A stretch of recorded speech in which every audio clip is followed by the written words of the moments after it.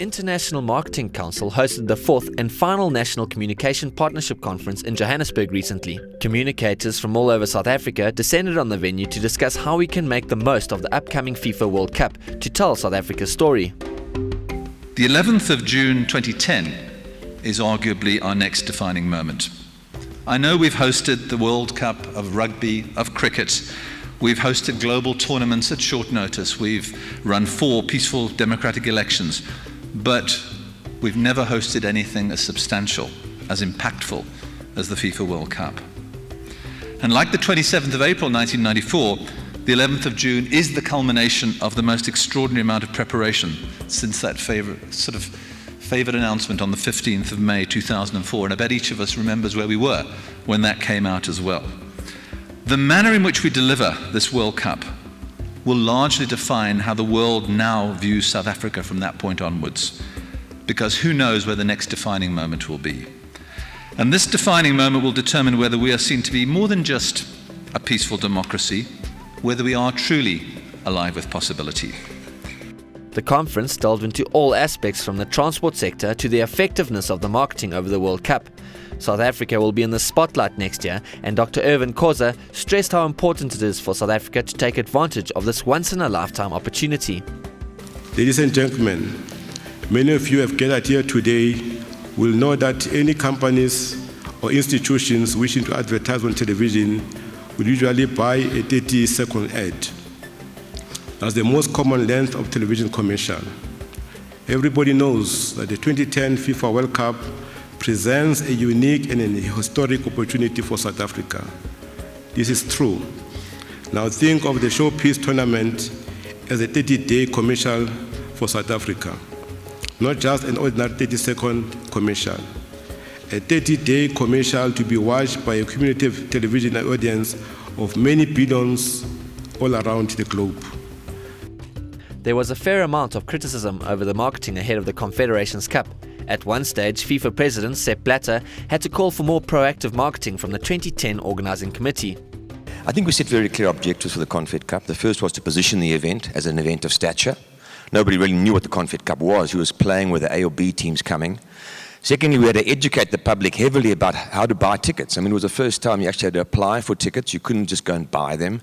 You had to go to the internet. It was quite intimidating, I think you'll all agree. So that had to be done. We set ourselves a target of matching Germany in terms of ticket sales, and we did. We sold 509,000 tickets, was exactly the same as Germany in terms of percentages.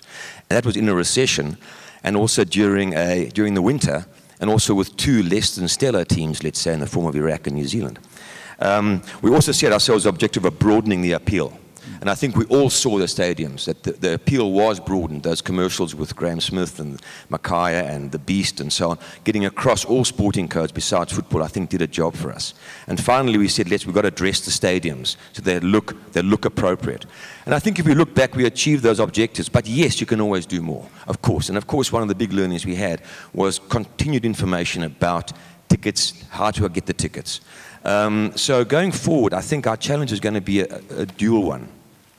On the one hand, there's this need for this big nation-building cry.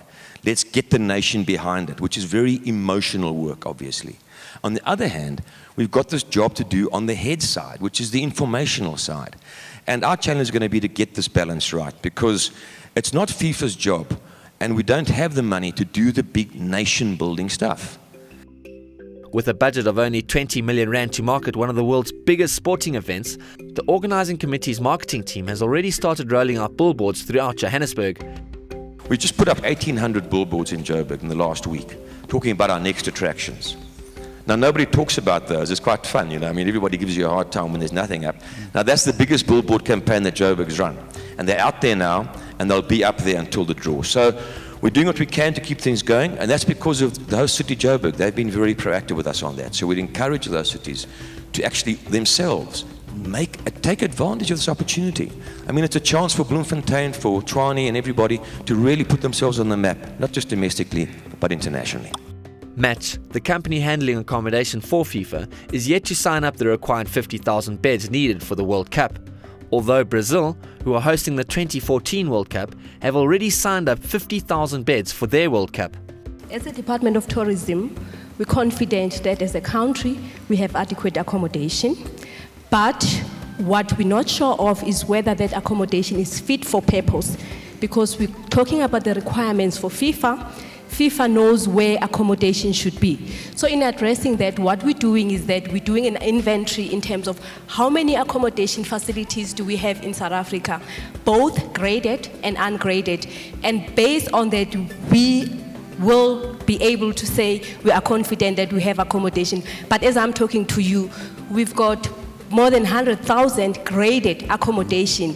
That exclude accommodation that is not graded. But the main issue is about how do we, moving forward, not encourage people to invest in accommodation, but provide adequate linkages that will ensure that we use what we have to link up to people where they should be.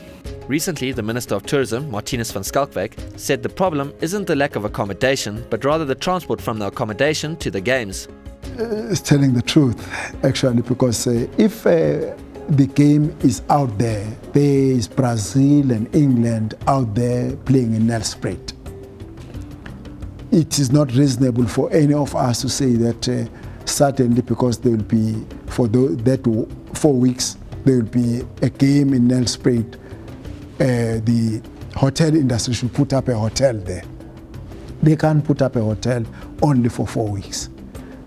Therefore, the answer is transport. When people are out there, these particular countries playing, Germany is playing in Nelspruit or Iceland or wherever, they go there. And it is the business of transport to ensure that they are taken back. With much controversy over the BRT system, Minister of Transport Sibusiso Ndebele said that the Rea Via is on track and will be fully operational by the end of August. This despite recent threats to strike by the minibus taxi industry. The main issue that the taxi industry has raised, and which is being addressed very squarely, was not the opposition to BRT, but the opposition, the concern was the exclusion. Here is a government that talks about black economic empowerment. But when this opportunity for serious empowerment came, because of the rush that was accompanied by the PRT, there was no adequate inclusion. But we have now addressed that question and we'll be addressing it in an ongoing way. PRT is not just about the rolling stock, the buses themselves, which are wholly owned by government. It's about the stations, it's about the security, it's about the food outlets that are there, so that it's a wonderful opportunity in terms of economic empowerment.